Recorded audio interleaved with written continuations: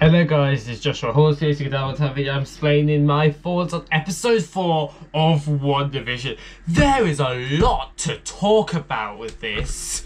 Like, so much. They gave you so much in this episode. It's definitely the best WandaVision episode yet. I absolutely loved it. It was incredible.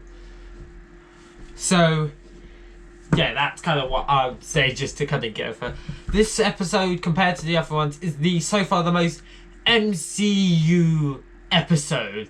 The other episodes are really good, but they're really weird. They're really weird, and you can tell by the third episode especially that something's up, and they gave you stuff to feel like. And this gives you so much more. So basically the show starts with Monica Rambeau, who in case you don't know, is the daughter of Captain Marvel's best friend in the Captain Marvel movie, that young girl, which of course she was going to be involved with. Never has there ever been someone who's been involved in this big extraterrestrial space battle thing and not been involved in the future. I reckon if E.T. got a sequel, and based in the future, with the same child, he will be doing some mad stuff in the science, looking for aliens. That's just a movie trope. So yeah. So basically, this kind of goes for her. It starts off right after the blip, as they call it, happened. You know, when all those people that vanished 5 years ago because of Thanos come back, and they kind of show the more chaotic side of it, because we saw in there goes this epic thing. The heroes are back together.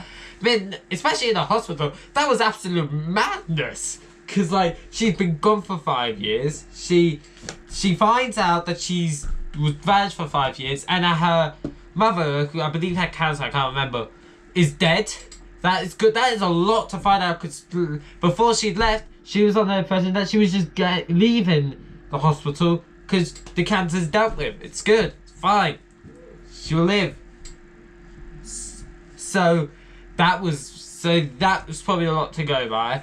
And so she's now working for SWORD, which is basically the new SHIELD. I'm not sure they say how it came to fruition, if this is that thing we saw Nick Fury in the post-credits scene for Far From Home, or this kind of has always been there, but because of SHIELD being compromised and the Avengers being in a weird place, they're like, yeah, let's give more money to SWORD. So yeah, she has to deal with.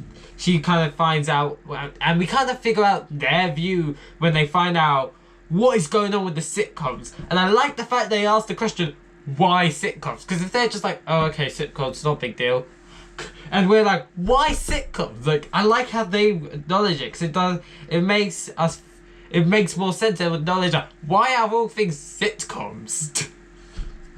So, yep, Darcy, who was a important like side character for the Dark World, makes a return, which is quite nice. If anything, I like her in this movie more than in any of the other movies, because she felt like she wasn't just a side character, she was actually important to the story. The same for Jimmy Woo, which we haven't seen since Ant-Man and the Wasp. She played a side character but got a bit more, and the movie, it was very good. I liked how they kind of explore those old returning characters, but apart from WandaVision, it was kind of new characters. So you can get into it, and this is a very interesting way to start phase 4. So yeah, I like the idea of when you go into this world, you couldn't believe it's crazy. I think for what we hear, that this is a completely new created world. This isn't like a fake world. This is a new world, because they tell you that they haven't had these, they don't reckon these kind of signals or whatever it is. It's been around since the Big Bang. Big Bang was the last, and that was the creation of this world. So I think we're gonna try to say that this is a new world. This is a world just full of sitcoms. And the weird thing is, when you go into it, you change. Like, a rope comes in, it comes out as like a skipping rope. A bit of a rope comes in, it comes out as a skipping rope. But we saw the helicopter come in, but when we see the helicopter in the show, it's more old-fashioned, which was very interesting. And and when a human goes in it, they just kind of take the role of the character there. So I'm not sure, is Wanda behind this? Because it makes sense for Wanda to hide it, but would Wanda pretty much basically manipulate and control all these humans for her own sitcom? That doesn't seem a very superhero thing to do, Wanda. What's up with that?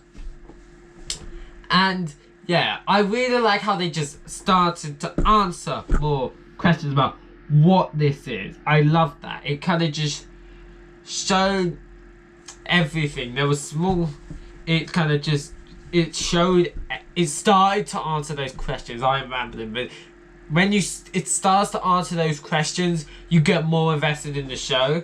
And we're only 4 episodes in, so at the moment it seems like Wanda's behind it, but maybe she's been controlled, manipulated. We do not know yet. And there is a chance that Wanda is behind because she just wants to spend time with her dead boyfriend. But at the same time, unless she doesn't know, would she be really kind of making this whole city vanish? Because like, that was actually a town. It just vanished, and the policeman were like, yeah, we don't know why there's a sign saying welcome to Westview. Westview's never existed. So like 8,500 people just go missing. Like, so clearly they had no memory of the place, but the characters do because they're saying we've got reports of missing, so that's interesting. It's kind of like a weird shield. It is incredibly interesting. It kind of answers some questions, like, is Wanda behind it? Because it feels like she is behind this, even so they're like, why would she pretty much take control of humans' lives so they'd be kind of missing and be away from it, you know? It doesn't really seem like a superhero thing to do. But yeah, I still think Wanda's behind it, because there's this scene at the end where we see the sitcom thing, but it's part that's not what they see, it's kind of cut out.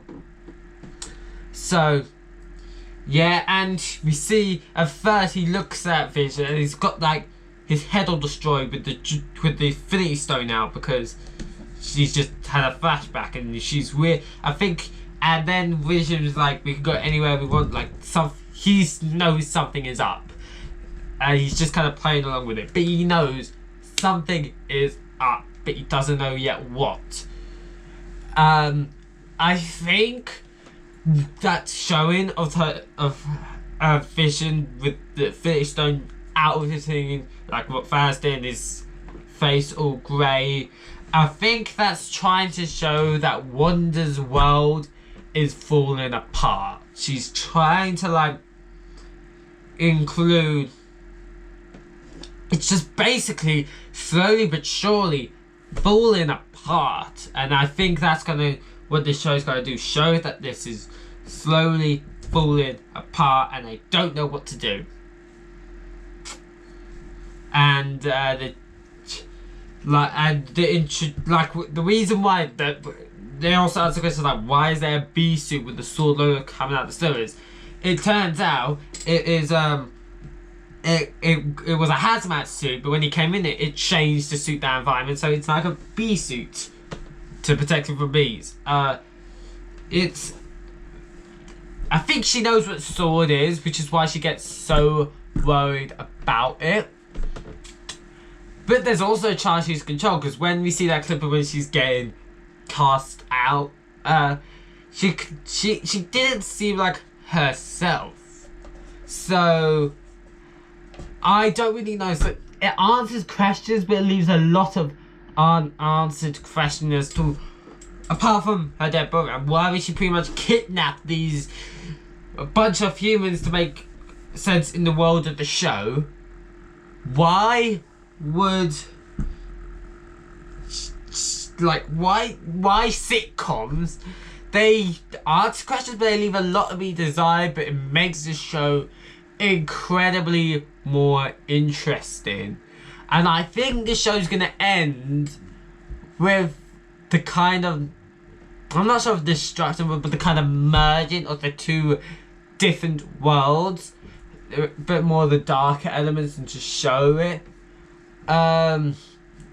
The stakes are building quickly. This is a fantastic episode. I'll let you know my final thoughts at the final episode, which I believe coming out in March, early March, and then also, but I could be wrong. I probably am wrong. I don't know, but it's good. I believe there's probably at least 8 episodes, and I know in March we're getting maybe that's why we're confused. We're getting Falcon and the Winter Soldier. There's a lot of cool Marvel stuff coming out this year, which I'm very much looking forward to. Overall, this was a fantastic episode of Wonder. Built it. They answered some questions, but left a lot to be desired. That's my thoughts on this episode. So I hope you enjoyed this video. If you did, don't forget to like the video, subscribe to the channel, and yet turn notifications on so you never miss a video. And I'll see you all in the next one. Bye.